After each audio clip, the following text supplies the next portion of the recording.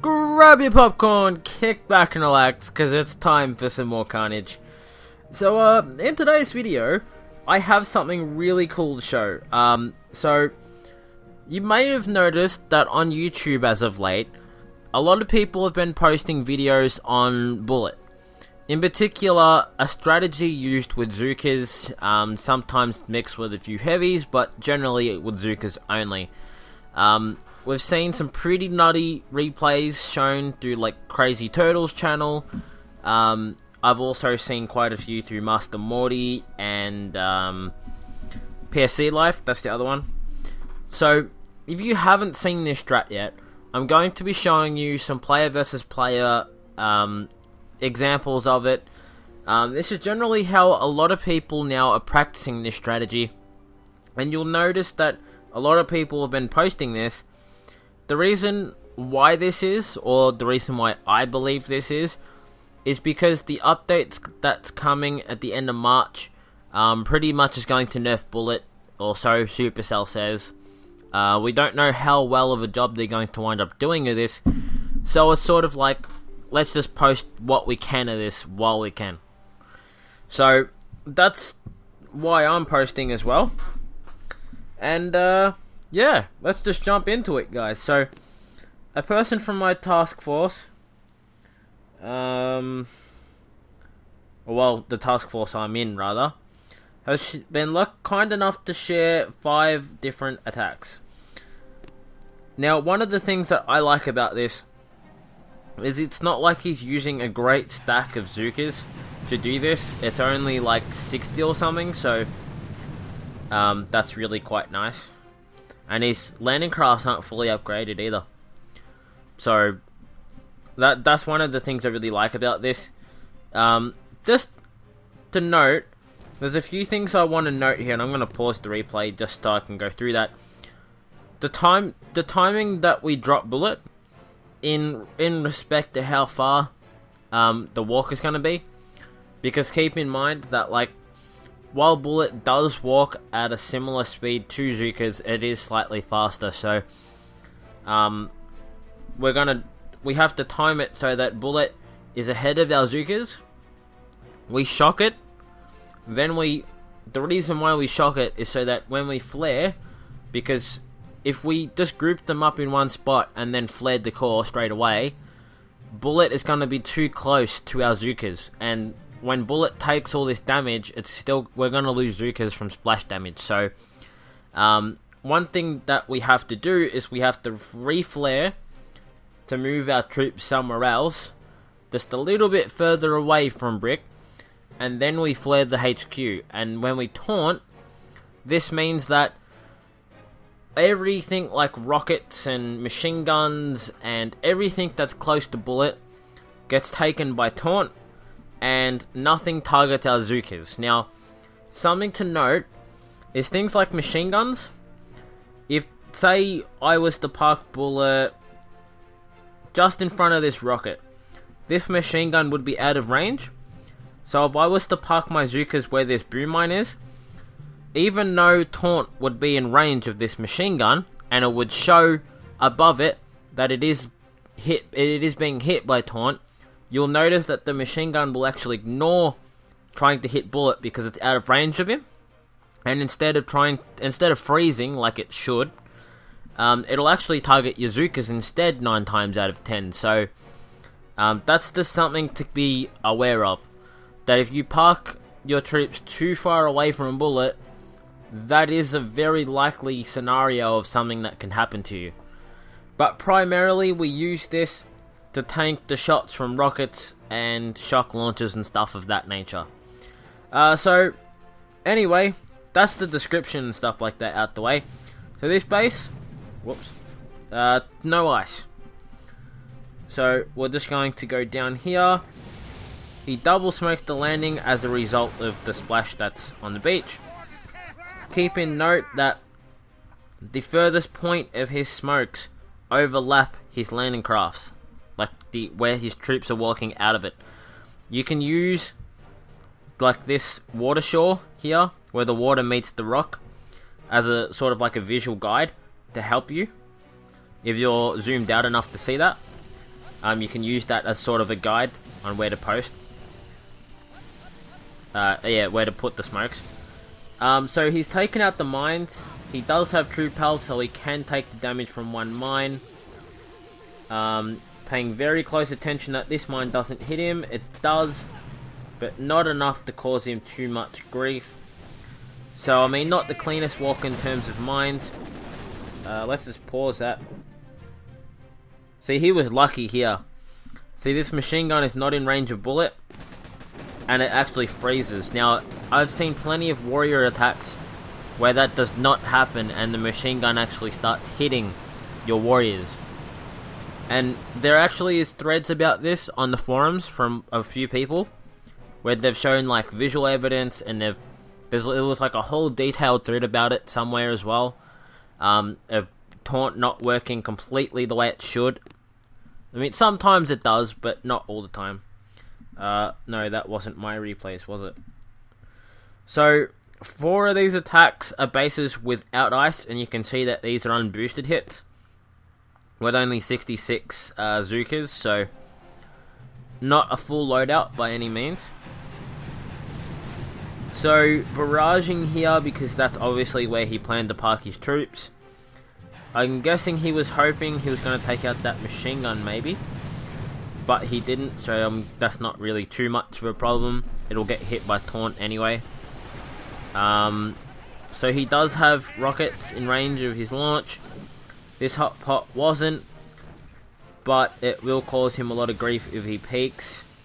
Oh, he does, but it was too slow coming up. That's good. So notice how Bullit there was so far in front that he was able to time his shock on Bullit, and now Bullit will stay shocked long enough for this reflare, and this is just enough distance to where it's very similar to Heavy Zuka. Now taunt goes, you can see that Bullit is now out of the smoke, and the smoke to where his troops are now is just clearing. So this means that Bullit was always going to peek first, and if there was any sort of delay with what's it called? Taunt. With taunt activating, then like that wasn't going to be an issue because he peeked first, so everything was always going to target him first anyway. So there's no possible cause for anything to like lock onto a Zuka or something like that, right? So that's really, really good. And to be perfectly honest, this is a strategy that I need to practice because I have not even tried it yet. But definitely some cool stuff. So 4 of these bases have no ice. The last one, I believe from memory, was 4 ice, 1 boosted. But we'll check that out last. Just because I kind of liked the idea of this as just being like a practice tool for like operations. This guy also, I do believe... Ooh, look at that. A little 1 smoke landing. And I mean, there was stuff that was in range, but only just. So it wasn't going to cause him the most grief by any means. So he was able to get away with a slightly not as good landing. And this one he flares further away. Now that's interesting to me. I would have thought he would have flared just below the tree. But for each his own, I suppose. So you can see a few of the Zukas did split from the pack at the top. If he had have timed to that flare on the core poorly, he would have lost troops there, I think. But still a really nice attack. You can see he's not really losing any Zukas. I think he did lose some on this one, yeah. See, that was because of those mines that he hit. He hit quite a few mines. So he just didn't deal with those very well. And he's not even reloading after each attack here, so pretty good. So just the barrage to clear the mines. 1 artillery as well. He wasn't too sure about those other ones. I think he would have been okay, but better to be safe than sorry, I suppose. And let's see how he groups. Whoops, I had it paused. This is the one where he went, took a little while.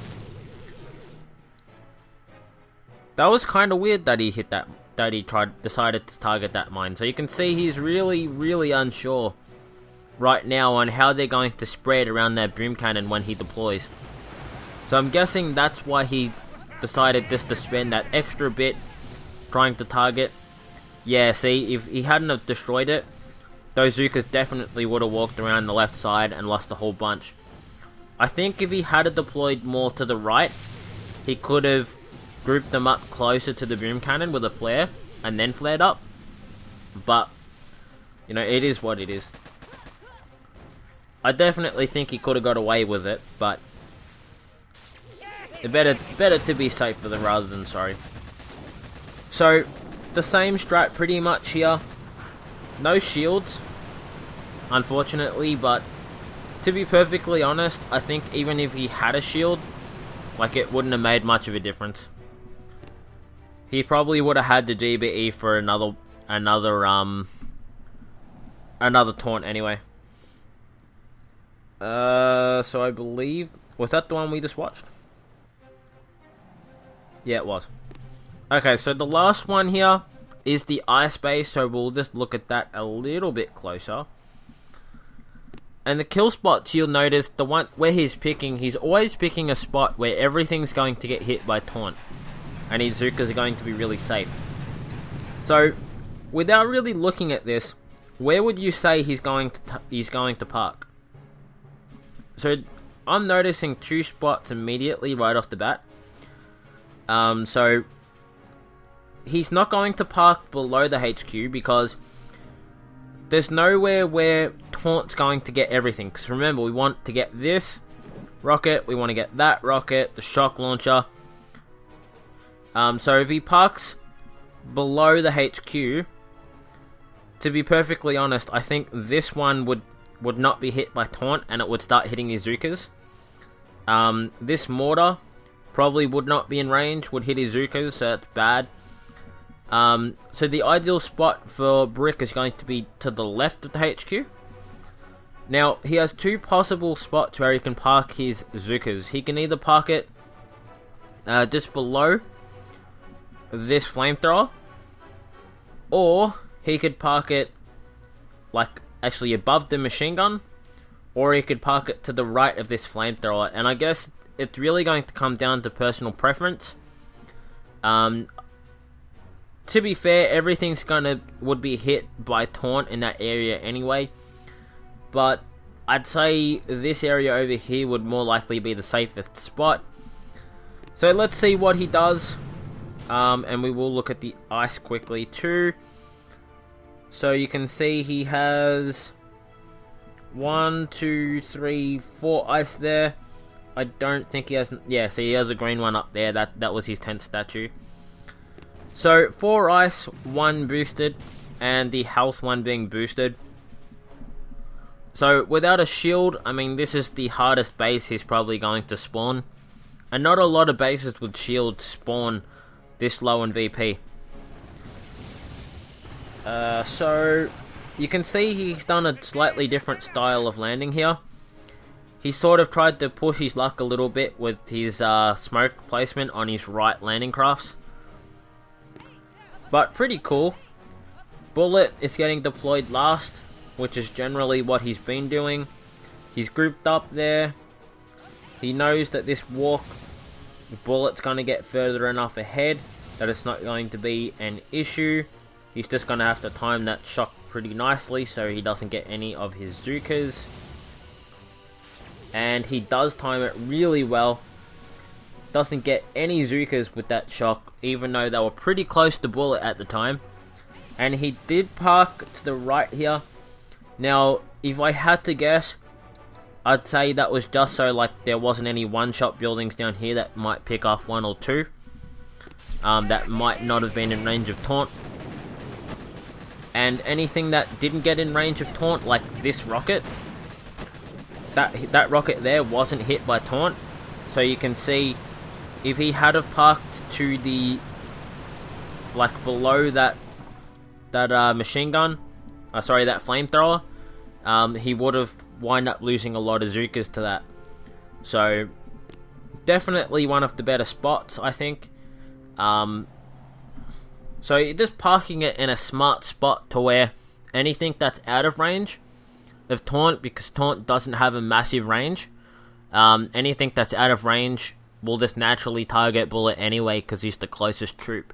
So that it's just playing it smart, really. So definitely some cool attacks there. I hope you guys have enjoyed them. This is something I definitely want to start practicing because it's really, really good strategy. In operations, it can save you a lot of shocks. Definitely a lot of shocks. So kudos to him anyway. And I hope you guys have enjoyed it. And I'll see you guys in the next one.